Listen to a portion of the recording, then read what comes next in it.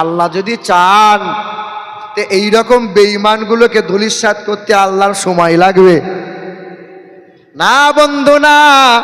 শুধু আন্দোলন করলেই ওয়াকফের সম্পত্তি ফিরে পাবে না, আন্দোলন করলে পরে বাবরি মসজিদকে রক্ষা পাবে না, আন্দোলন করলে পরে এ মুসলমান তোমার মসজিদ ভাঙা বন্ধ হবে না।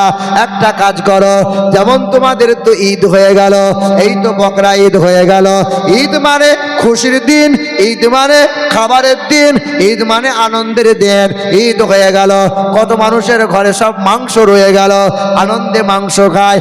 এখনো হাতে গোনা কয়েকটা দেশ রয়েছে রে বাবা, এখনো ওই দেশে ঈদের চাঁদ ওঠে নাই, এখনো ওই দেশে ঈদের চাঁদ ওঠে নাই। উঠেছে উঠেছে উঠেছে গো।